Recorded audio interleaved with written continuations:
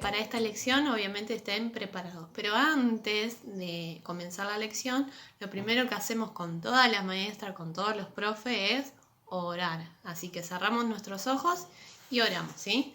Señor Jesús, gracias por este día, gracias por el día más de vida que nos da y la oportunidad de hoy, Señor, estar escuchando tu palabra. Te pedimos que estés cubriendo nuestros oídos, nuestros ojos y aún nuestro corazón, para que estén atentos a lo que hoy vamos a aprender.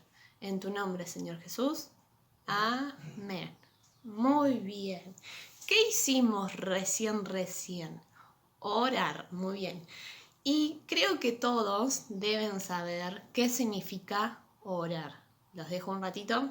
1, a ver qué piensen. 1, 2, 3.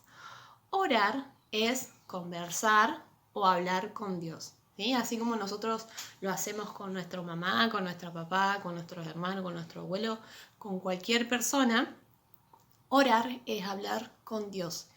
¿Y qué hacemos cuando oramos? Podemos hacer un montón de cosas. Primero lo que hacemos es mostrar físicamente que nos estamos preparando. Uno de eso es apartarnos en algún lugar, que estemos tranquilos, o si no, pero lo más común es cerrar los ojos para no distraernos, ¿sí? Para hacer un momento íntimo con Dios. Pero cuando oramos podemos pedir cosas, podemos agradecer por el día, como yo dije, gracias por el día, podemos decirles cosas lindas, podemos pedir sabiduría para cuando tenemos una prueba o una situación difícil o tomar una decisión, buscar un consejo, pedirle qué hago, Señor, acá. Y sobre todo también podemos pedir ayuda cuando estamos en problemas, ¿sí? Y en la Biblia hay un montón de ejemplos de oración, de personas que necesitaban a Dios, a Jesús en ese momento, porque Jesús estaba presente, y pedían su ayuda. Y hay una historia en especial que está en Juan, capítulo 4, del 46 al 56. Así que Yo acá lo tengo abierto, ¿sí?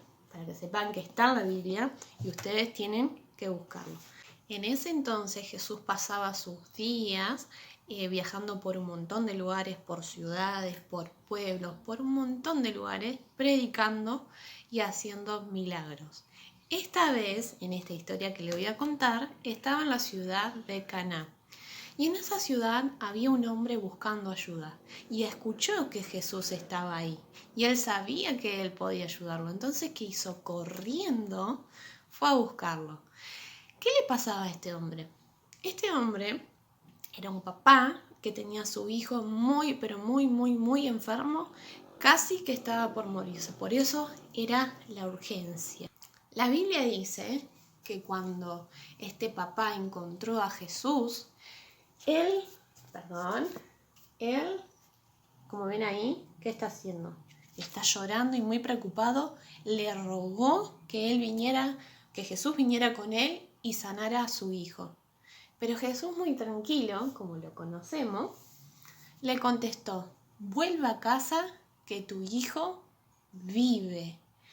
Y en ese mismo momento, el papá creyó esa palabra, creyó cuando le pidió ayuda y la respuesta que le dio Jesús.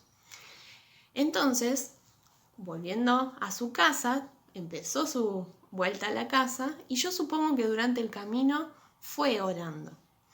Pero antes de llegar a su casa, en el camino se encontró a sus siervos que venían a contarle una buena noticia. ¿Se imaginan qué noticia puede ser? La noticia era que su hijo estaba sano. Le estaban contando con mucha alegría, con mucho asombro, que su hijo había sido salvo y sano. Y el papá con alegría, con asombro, pero con algunas dudas, preguntó: ¿cuándo había mejorado? ¿Cuándo fue que sucedió ese milagro? Cuando los siervos les contaron cuándo más o menos fue, él se dio cuenta que fue en el mismo momento que Jesús le dijo: vuelve a tu casa, que tu hijo está sano. Entonces se dio cuenta del poder que tenía Jesús para sanar, y más él sabiendo que pidió ayuda y creyó en lo que Jesús le dijo. Y miren lo feliz que se puso cuando los siervos les contaron. Sin dudar, se apuró más y fue al encuentro con su hijo. Él quería contarle cómo había sucedido ese milagro, quién en realidad lo sanó, el milagro que Jesús había hecho en su vida. Este hombre, el papá, aprendió que podía creer y pedirle a Jesús todo, hasta lo imposible que es para nosotros. ¿Por qué? Porque sabía que Jesús era Dios y para él no hay nada imposible. Así como este papá acudió a la ayuda de Jesús, sabiendo que había un montón de poder para lograr lo que él quería, pedir ayuda y solucionar su problema, así también podemos hacer nosotros en cualquier situación. Yo les di un montón de ejemplos. ¿Se acuerdan al principio de la clase? Bueno, pero yo hoy te hablo de una situación que vos tengas que sea muy difícil, que digas: de acá no salgo. Puede ser una enfermedad, un malestar, un problema con un familiar, con un amigo, algo que vos digas: es imposible para mí solucionarlo.